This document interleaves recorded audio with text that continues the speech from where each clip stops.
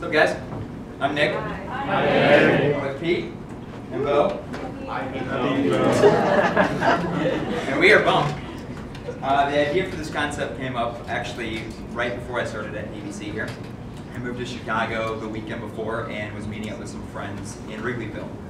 And on my way there, I had no idea where I was going, so I had my phone out and I'm looking at the GPS trying to figure out where exactly they were at. And I get to Clark Street and I'm walking alongside Clark Street, and this guy comes sprinting across the street right at me. Out of the corner of my eye, I see this guy sprinting and yelling and running at me. So I look in kind of a horrified state, and it's my friend from high school who had no idea I was up in Chicago and had just moved here. So it was really awesome that he was able to see me, get to me, and say, hey, I'm right here hanging out with my friends at this bar. You should tell your friends to come to this bar. And just like that, his social circle that he was in at that time adopted me and adopted the friends that I was going to hang out with. We all came to the same place and hung out. But the way that happened was so random, and all the stars had to align for him to see me. There's no possible way I was going to see him looking at my phone and wandering around. He had to be right there at that time, staring across the street, see me, run across, and get me. The idea for Bump is that you no longer have to do that. Your phone will tell you when you're in the range of one of your friends. And the way that happens is every user for Bump gets stored in the database with a geofence around them. For this demo purpose, it'll be a 1,000-foot radius around them, to where when that fence bumps into another user's fence, you get a notification if you are stored into their contact book and you have them in your contacts. So it works with your phone's contacts to see, are they friends, or they have this relationship already established? If they do, and their fences touch, you get a notification saying that they are there. And to demo that, we're going to bring up Bo. Hey, I'm Bo. Hi. Yeah, so my responsibility was primarily the front end, and that meant for me, as well as for all of us, jumping into a totally new language and a totally new development environment. Namely, we used Objective-C, and we developed an Xcode. Now, I was prepared for the foreignness of Objective-C. It's much like jumping into Ruby for the first time. You have no idea what's happening, and so you just sort of have to figure it out. So that was fun. What I was not prepared for was Xcode. That's a beast, man.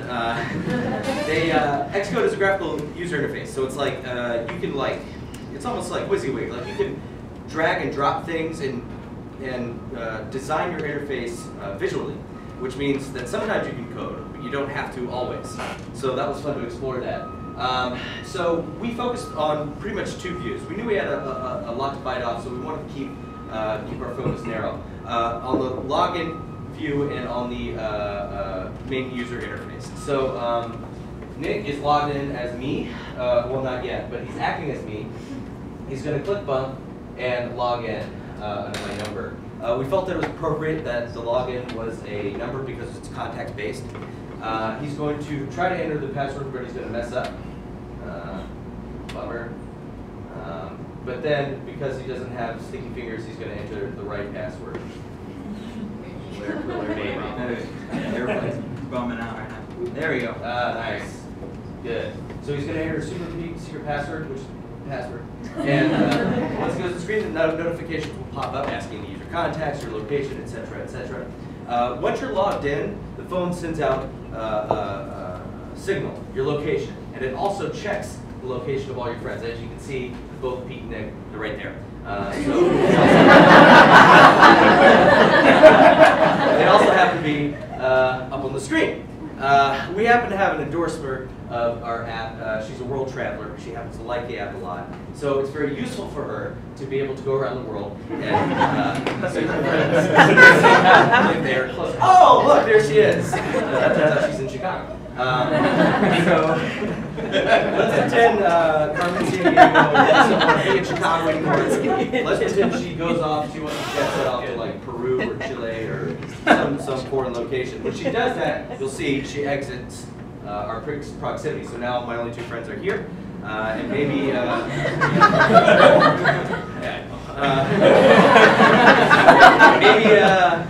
maybe she wants to come back. You know, the food in Peru or Chile did not sit with her. The thing is, if you have the interface open and you're looking at it and you can see your friends enter and exit, that's wonderful. But what happens if you're like walking along or you're playing on other apps, get a little notification. Now, I do have to admit, we do have a little bit of lag time here. Since we're sending out information so quickly, and since we're using a free Heroku server, there's some time differentials that we have to account for. So it'll be a few seconds before Carmen pops up, but she will pop up. There she is. Perfect. Yeah, so that's it for the design and the front end. I think Pete's going to talk about the back end and how all this magic works. That's true. I'm going to do that. So what was just happening there was a little manual override of the phone's usual procedure that comes with Bump, which is to send its location to the server on regular intervals. We made a little admin dashboard that allows us to move people around and basically just manually set your latitudes and longitudes and look at all the users. Like, if you're ever wondering, where in the world is Carmen San Diego? So phones are sending their latitude and longitude to the database at regular intervals.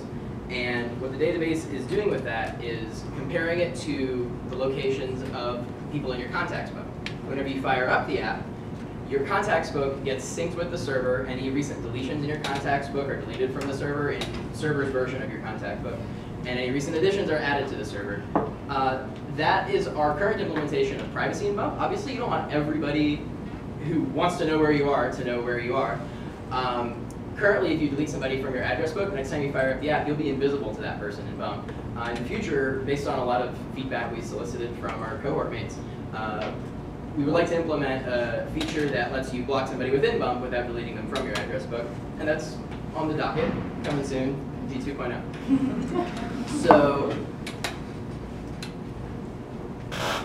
So what the server does with this contact and location information is to, for every pair of people, assess whether person A is in person B's contacts, as far as the server knows. Assess whether person B is in person A's contacts. If so, we're going to proceed to start doing some distance math. It turns out there's something called the Haberstein formula that gives you very accurate distance that corrects for, like, the curvature of the Earth and like the way that longitude lines diverge near the equator and converge near the poles. But this is all very locally based. So the error introduced by using a simple distance calculation rather than that is like on the order of several inches, which is totally swamped by the fact that phones are accurate to within like 50 to 100 feet. We use some geofencing technology, which basically involves checking whether two people were within each other's radius at the previous iteration of the server's distance math, which is done about every 5 seconds, as you saw. If you're currently in someone else's radius, and you were also within their radius 5 seconds ago, well, I'm not going to send you a push notification. That would be full of a ton of push notifications notifying you that you are currently in the same room with your coworkers. So that's checked versus the most recent iteration. However, the faces are sent out to individual phones not based on comparison to the most recent iteration, just based on whether they're present or absent. We found a few sweet gems to help us out with this. There's a gem called Whenever that makes automating regular tasks such as distance crunching automatic and performed at regular intervals. We also found one called Houston, which can be used to send push notifications from the command line or from within an app. So, little tidbit to any future final project or you might want to do either of those things. That's about all that's happening on the back end. So back over to Nick. Sorry, I don't like standing around the table. It's all right. One of my roles right here was like this person who came up with the idea to be sort of the team lead of the group, but it never felt that way during the project. Like, the three of us worked so well together, we had the same sort of ideas going right into it, and we were very new, all three of us, with Objective-C. I mean, none of us had written a single word of code in Objective-C before, and Xcode, dealing with that. And we knew that we had our hands full with this project. So the very first thing we did was to research and try as many different things as we could during a day of research. And we set this goal of the first day, at the end of the day, if things weren't going well, and if it was extremely difficult, and we couldn't even get anything to come up on the screen, because we did not know, we said we were going to scrap this and go back and do a CRUD app. The three of us worked actually together for the project before the final projects and made a killer CRUD app. The client loved it, and we knew that we could go back to it and work on that if we needed to. So we experimented that day, and we read, and we threw things at the code, and we said, hey, I'm going to try this. Come watch and come learn, because we were all curious on what we could put into this project. And on that first day, every little thing that happened was a huge win for us. Pete was able to find a location, manipulate it, and turn out something in a distance in feet from where we were to the merchandise mart. And for a while, we were walking around this room like, oh my gosh, I'm 300 feet from this And it was a big win. We were very excited that our phone was telling us that. On the front end, we were getting numbers coming back based on things that we were touching. And like, whoa, we can actually do this. I was able to get the notification to pop up to allow it, and actually send Bo notifications when he wasn't expecting it. It was just a moment of happiness that we all had, that we created this little monster. Like, we had this guy that was like a little baby for us three to play with and grow.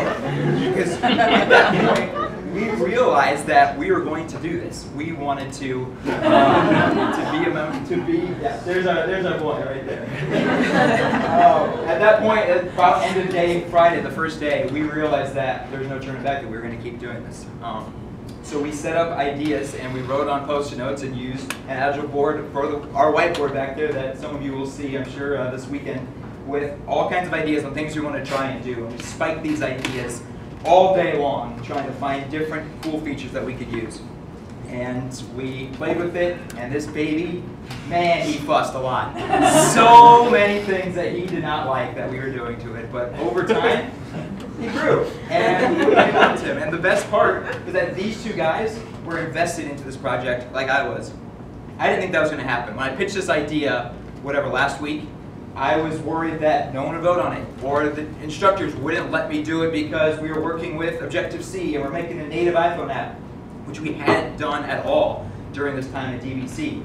But we wanted to do it because we were at DBC, because we had teachers to fall back on and ask questions to, because we had awesome machines and this ability to kind of experiment with it. And so when people voted on it and it got picked by Alyssa, it was this moment of like, all right, they think we can do it, let's do it. But then Leon brought us to the side immediately and he said, just to let you know, this will be very frustrating to you. And you should be aware that this might not work out the way you want it to. So now is your chance to kind of back away and not go down this path and do something safer. And in that moment, he kind of left the room and said, think about it for half an hour. I'll come back and see what your decision was. And in my mind, I thought of it going this way. I swear to God, this is what I thought about. I'm standing on the edge of a cliff and looking down, and there's water beneath me. And I could jump, or I could not. Sometimes when you hit water, it hurts really bad. Sometimes when you hit water, you don't feel a thing. But the decision to make that leap is all based on the expectation of what's going to happen. And we, at the beginning of this process, this whole Dev Bootcamp process, week 1, phase 1, there's no way we would have made that jump. But since we were already through it and we knew what was going to happen making that leap, we didn't say a word. After Leon left, I looked at Pete. Pete had jumped. I looked at Bo, and Bo had jumped. And I just said, you guys read my mind. You know we're doing this. And it might have been something inside of Leon with the warnings that he gave us and telling us that groups have done this and have turned back and have failed.